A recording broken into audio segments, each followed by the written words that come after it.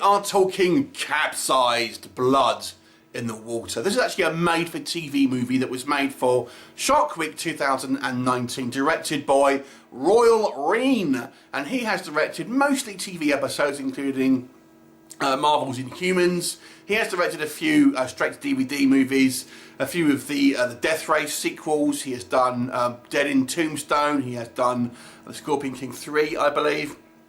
And this one stars Josh Duhamel, who you may know from the Transformers films. And this is based on a true story that I think took place in like the early 80s, I believe it was, and it's kind of a dramatic recreation, so to speak.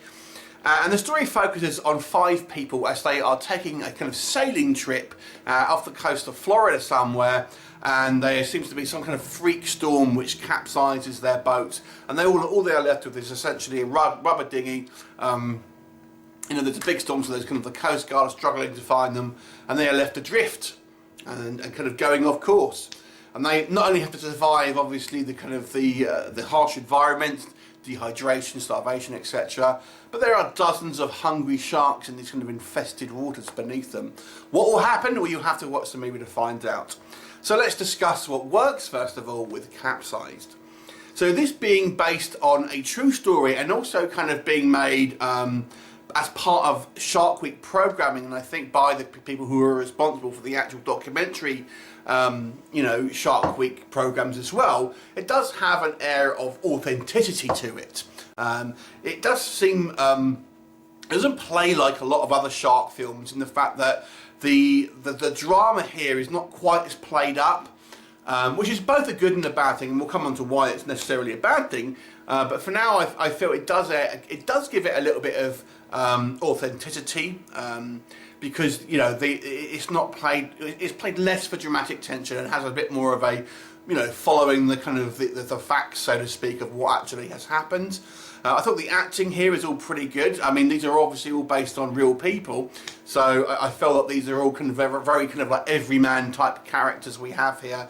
Josh Duhamel's character, for example, is probably the most recognisable actor, and the character he plays is, you know, he's somewhat of like an aggressive captain, so he's kind of not the typical sort of, you know, cookie cutter good guy, etc. So I quite like the fact that obviously I felt the acting was pretty good and felt like kind of quite real people here. Obviously we have some shark photography, underwater photography that I think is very well shot. Again, it's being kind of produced by people who actually are to do with the documentary side of stuff on Shark Week. Obviously we have some great real sort of underwater photography of sharks, etc. So that again, it adds that kind of that level of authenticity here. And I wasn't familiar with the actual real case, so it's kind of you know, it's an interesting story because you kind of know, obviously this is something that's actually happened, and you know, it doesn't kind of necessarily apply to who's going to live and who's going to not live, for example. But what doesn't work for me, so this being made for a TV production on Shark Week, this is not a grisly film in any sense of the word. When people get attacked, the best you're going to see is blood in the water, so don't be expecting any kind of like more horror elements to this. Essentially, it is very much a fairly gentle, in a weird way, kind of shark film, probably along the lines of you know, the original Jaws, which I think is only a PG or something along the lines of that. But it's no Jaws in regards to kind of narrative storytelling. I've got to say, the thing that bothered me about this film more than anything else is, well, 2 things. First of all, I mean, I don't know how much of the actual decisions that these characters do are based on real life, but they just seem to make one dumb decision after another.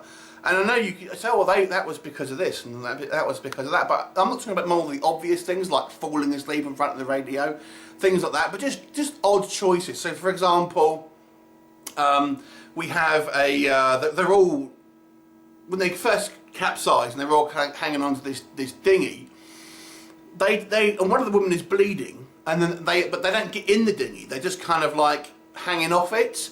And I just don't see the logic in that. I mean, they say, oh, it's the sea's warmer in the air. And I'm like, yeah, but you're going to get dry in the air, and you're not dangling in the water and working, you know, having to work your legs and stuff. And it doesn't really make sense to me. And there's a few instances where the decisions just seems a little idiotic. People kind of like, you know, splashing around and doing things on the boat. It doesn't make sense. And I'm no, I'm no nautical expert, but it makes sense to me who's someone who has no experience in this type of thing. And I've got to say, the way this movie is shot as well, it looks like the director, Royal Rennie, however you say his name, is a big fan of Michael Bay. Because some of the scenes here, especially with it involving our kind of people on the shore in the, in the Coast Guard office, really seem like a Michael Bay, like, dramatic kind of talking on the radio, and all these kind of like shots that you wouldn't be looking at a place in things like Pearl Harbor and all that sort of stuff. It comes across as a little cheesy, I wouldn't say.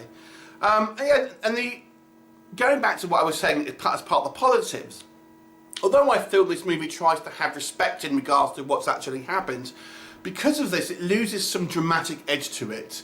There are a couple of instances where it does get a little tense, but nowhere in the kind of like the realms of like you obviously like the Jaws, or even things like 47 Meters Down, The Reef, like the better kind of shark movies. It's just not particularly tension filled. It's very much a kind of like a gentler shark attack film, if that kind of makes any type of sense. So as a film, I don't think it's quite as exciting as maybe your kind of your more well-known shark films, but it's probably truer to obviously a real-life event. So depending on what you want from this kind of type of movie, overall as a film, I have to say it's pretty average. It's certainly not a bad film, but it's not a film that is particularly rewatchable. There's no kind of real standout scenes, if you ask me. There's no real kind of like that was a really great and exciting bit. It's fairly kind of just kind of plods along. So worth a watch if you are a shark movie fan. Certainly, obviously, if you're going to watch it on TV or something. But I don't think it's like a massively one that stands out in the crowd of kind of shark attack films. So I'll give this one a 5 out of 10. Have you seen it? What did you think of it? Leave me a comment and I shall look forward to seeing you next time. Bye for now.